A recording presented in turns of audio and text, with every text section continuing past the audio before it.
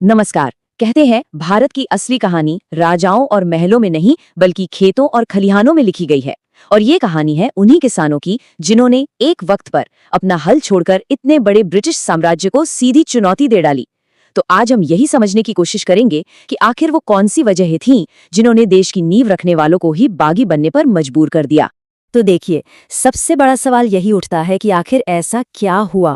वो कौन सी चिंगारी थी जिसने एक किसान को, जो अपनी जमीन को अपनी माँ समझता है, उसे अपना हल छोड़कर हथियार उठाने पर मजबूर कर दिया। आइए इस पूरी कहानी को, इसकी पूरी वजह को परत दर परत समझते हैं। इस पूरे विषय को अच्छे से समझने के लिए हम एक स्ट्रक्चर को फॉलो करेंगे। सबसे पहले देखेंगे इसकी पृष्ठभूमि, फिर जानेंगे इसके असली कारण क्या थे, संघर्ष कैसे आगे बढ़ा और इसमें बिहार का क्या रोल था, और आखिर में हम इसके असर और विरासत पर बात करेंगे। तो चलिए शुरू करते हैं। तो सबसे पहले ये समझना बहुत जरूरी है कि ये किसान विद्रोह आखिर थे क्या। देखिए, ये कोई अचानक बिना सोचे समझे भड़के हुए दंगे नहीं थे। नहीं, ये उस शोषक, उस एक्सप्लॉइटिव सिस्टम के खिलाफ एक सोची समझी प्रतिक्रिया थी।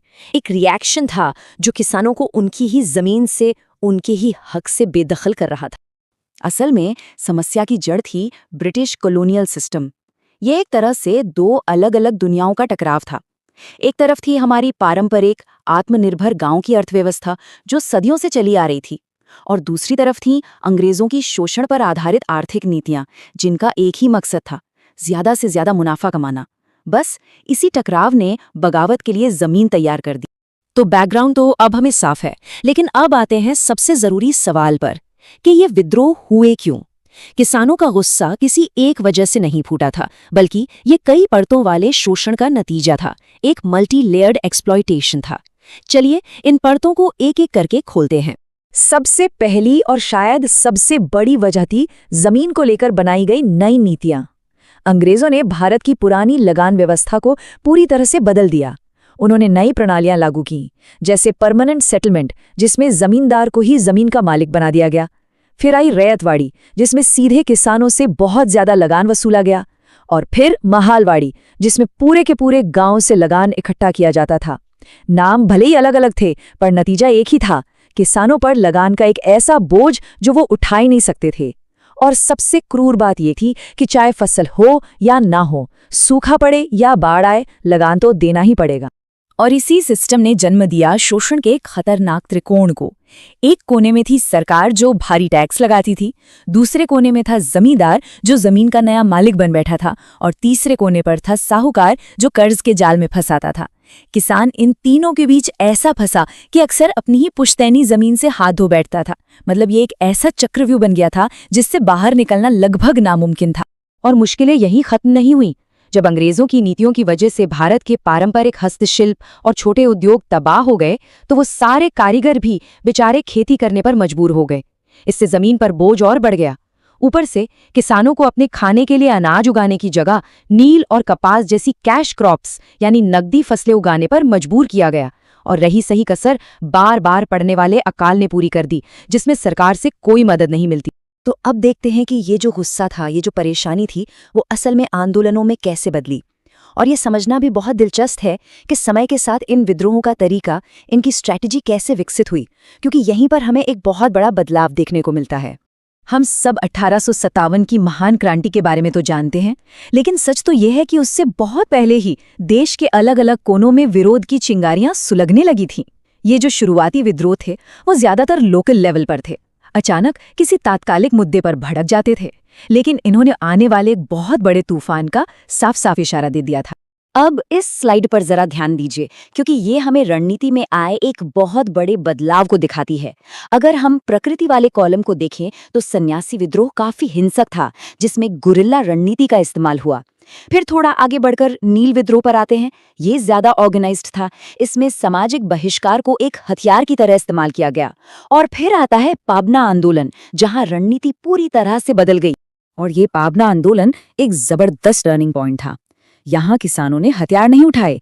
ईशान चंद्र रॉय जैसे नेताओं के नेतृत्व में उन्होंने एक लीग बनाई, चंदा इकट्ठा किया और जमींदारों को सीधा कोर्ट में घसीट लिया।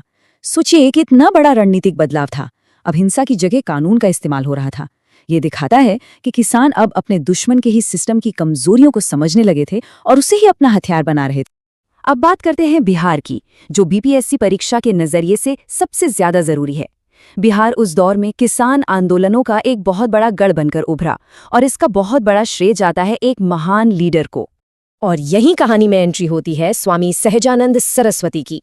उन्हें भारत में किसान आंदोलन का आर्किटेक्ट कहना बिल्कुल भी गलत नहीं होगा।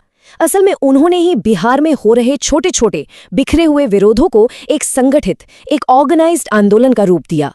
उन्होंने पहले 1929 में बिहार प्रांतीय किसान सभा बनाई और फिर 1936 में अखिल भारतीय किसान सभा की स्थापना करके इसे एक नेशनल मूवमेंट, एक राष्ट्रीय आंदोलन बना दिया।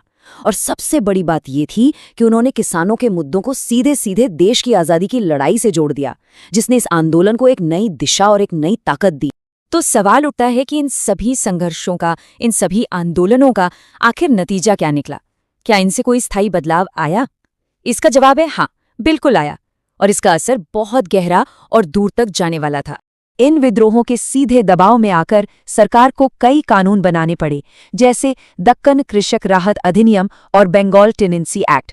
लेकिन इससे भी बड़ी बात ये हुई कि इन आंदोलनों ने भारत के किसानों को एक सोई हुई आबादी से जगाकर एक जागृत राजनीतिक ताकत बना दिया, जो अब राष्ट्रीय आंदोलन का एक बहुत अहम हिस्सा बन चुकी थी। इस तुलना को देखिए, 19वीं और 20वीं सदी के आंदोलनों में जमीन आसमान का फर्क था। 19वीं सदी के विद्रोह जहां ज्यादातर स्थानीय मुद्दों पर अचानक भड़क जाते थे, वहीं 20वीं सदी तक आते आते यही आंदोलन एक राष्ट्रीय दृष्टिकोण के साथ ज्यादा संगठित, ज्यादा रणनीतिक, एक स्पष्ट विचारधारा पर आधारित और हमारे स्वतंत्रता संग्राम का एक अभिन्न अंग बन चुके थे। तो चलिए अब इन सभी कड़ियों को जोड़कर एक निष्कर्ष पर पहुंचते हैं। किसान विद्रोह की ये कहानी सिर्फ शोषण, दुख और गुस्से की कहानी नहीं है। नहीं, बल्कि ये कहानी है भारत के किसान के एक पॉलिटिकल फोर्स के तौर पर उभरने की। ये एक सफर था छोटे मोटे बिखरे हुए विरोधों से शुरू होकर एक ऑर्गेनाइज्ड नेशनल मूवमेंट बनने तक का। एक ऐसा सफर जिसने आगे चलकर होने वाले बड़े आंदोलनों के लिए एक बहुत मजबूत नींव तैयार। और ये पूरी चर्चा हमें एक आखिरी लेकिन बहुत जरूरी सवाल के साथ छोड़ जाती है कि ये जो स्थानीय और बिखरे हुए विद्रोह थे, जो अपनी तात्कालिक पीड़ा और दुखों से पैदा हुए थे, वो आखिर भारत के इतने विशाल स्वतंत्रता संग्राम की पहली चिंगारी कैसे बन गए? यही वो कनेक्शन है, यही वो जुड़ाव है जो इस पूरी कहानी को भारतीय इतिहास का एक अटूट और बेहद जरूरी हिस्सा बनाता है।